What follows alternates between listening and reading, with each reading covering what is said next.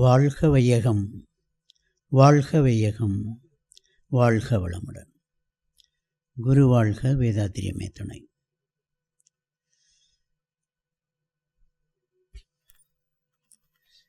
இன்று ஒரு வித்தியாசமான கூட்டமாக தெரிகிறது.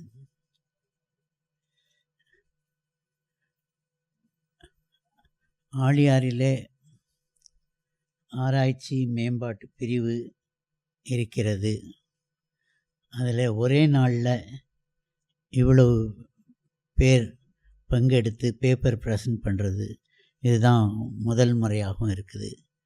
அதுவும் குறுகிய காலத்தில், ரொம்ப ஜாஸ்தி வருஷக்கணக்காக இல்லாமல் குறுகிய காலத்தில் கைடு ஒரு இடத்துலையும், பார்ட்டிசிபெண்ட்ஸ் ஸ்டூடெண்ட்ஸ் ஒரு இடத்துலையும் இருந்து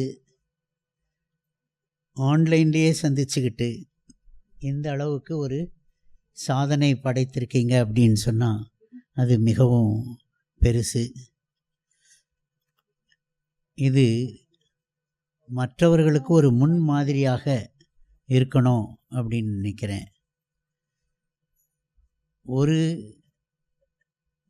நாமக்கல்ல, ஒரு உன்னியூரில் இவ்வளவு அவுட்புட் கொடுக்க முடியும் அப்படின்னு சொன்னால்,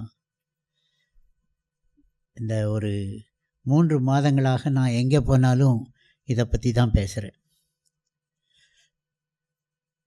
ஆராய்ச்சி அப்படிங்கிறது செய்கிறதுக்கு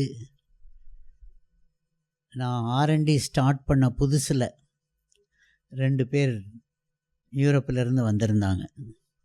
வந்திருந்து அவங்களுக்கு R&D டைரக்டர் அப்படின்னு சொன்னாங்க. எங்கே நீங்கள் ரிசர்ச் பண்ணுறீங்க அப்படின்னு சொல்லி கேட்டாங்க. இது 2க்கும் மத்தியில் தான் பண்ணுறேன்னு சொன்னேன். இப்போவும் அதே மாதிரி தான் இருக்குது. என்ன, we do mostly a theoretical research. இப்போ டாக்டர் சுதந்திரா தேவி அம்மா கேட்டாங்க, இதில் எத்தனை பேர் கேஸ் ஸ்டடீஸோட டெஸ்ட் ரிசல்ட்ஸோட ப்ரெசன்ட் பண்ணுறாங்க அப்படின்னு சொல்லி. இனியும் நமக்கு அந்த சுவிட்ச் ஓவர் வரவே இல்லை. நாம் தியரட்டிக்கல் ரிசர்ச்லேயே இருக்கிறோம். ஆனால் அந்த தியரட்டிக்கல் ரிசர்ச்சுக்கு ஒரு புது நோக்கத்தை, ஒரு ஓரியன்டேஷனை இன்றைய கூட்டம் கொடுக்கும் அப்படின்னு சொல்லி நம்புகிறேன், செய்கிறேன். ஸோ இதை மாணிக்கவாசகம் பெருமைப்படலாம். என்ன, this will be a model for others to follow. So அவர் ஆழியாரில் நான் நடத்தணும், நீங்கள் ஏற்பாடு பண்ணி கொடுங்க அப்படின்னு சொல்லி கேட்கும்போது ரொம்ப சந்தோஷமாக இருந்தது. நான் இது வரைக்கும் என் பேரை எங்கேயும் கொடுத்ததில்லை, ஆனால் மாணிக்கவாசத்துக்கிட்ட கொடுத்துட்டேன். அவர் ஒவ்வொரு மீட்டிங்லேயும் போட்டு அனுப்பிச்சிட்ருக்கார். அதில் அந்த ஹெல்த் கேம்பில் கூட என் பேரை போட வேண்டாம் அப்படின்னு சொல்லி, ஃபோன் நம்பர் வேண்டாம் அப்படின்னு சொல்லி எடுத்து வச்சிட்டேன். ஆனால் உங்களுக்கு என்னமோ அது ஃப்ரீயாக கொடுத்தாச்சு. ஆனாலும் ஒரு ஆச்சரியம் என்ன அப்படின்னு சொன்னால்,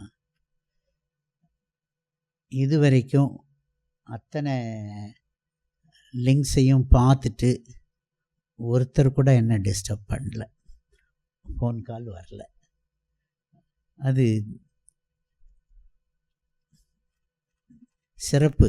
யாரை டிஸ்டர்ப் பண்ணணுமோ அவங்கள பண்ணலாம், யாரை பண்ணக்கூடாதோ அவங்கள விட்டுடலாம் அப்படிங்கிற ஒரு மகரிஷியினுடைய வழிகாட்டுதல் இருக்குது. அவர் கம்ஃபர்டபுளாக வச்சுருக்கார் என்ன.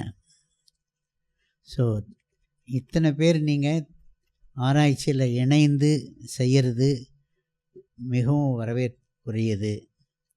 இதை you have to keep it up. அதில் தியாகராஜன் ஐயாவுக்கு நிறைய நன்றி சொல்லலாம். அவர் மகரிஷி கூட இணைந்து கொஞ்ச காலம்தான் ஆச்சு அப்படின்னாலும், இங்கே இணைஞ்சு பல 10 வருடங்கள் டிகேட்ஸாக இருந்து பண்ணுறவங்க செய்கிறத காட்டிலும் அதிகமாக செஞ்சு முடிச்சிருக்காரு. உங்கள் அனைவரையும் இங்கே கொண்டாந்து உட்கார வச்சிருக்கார் அவர் வராமல். ஸோ இது பெரிய சாதனை. இது தொடரணும். அதுக்கு என்ன வேணுமோ அது எல்லாம் கேளுங்க, செய்யுங்க, இணைந்து செய்வோம். இதை ஒரு சிறப்பான ஒரு இலக்கை நோக்கி நகருவோம். வேதாத்ரியம் ஒரு வெர்ஜின் லேண்டுன்னு சொல்லுவேன். இனியும் ஜாஸ்தியாக ரிசர்ச், ஒரு பேப்பர்ஸ், ஒரு பப்ளிகேஷன்ஸ் எதுவும் இல்லாமல் இனியும் அந்த இன்ஃபென்ட் மாதிரியே இருக்குது, பிறந்த குழந்தை மாதிரியே இருக்குது. இனியும் நிறைய செய்ய வேண்டியது. அந்த ஆரம்ப காலத்தில் எடிசன் வாழ்நாளில் எத்தனை கண்டுபிடிப்புகள்.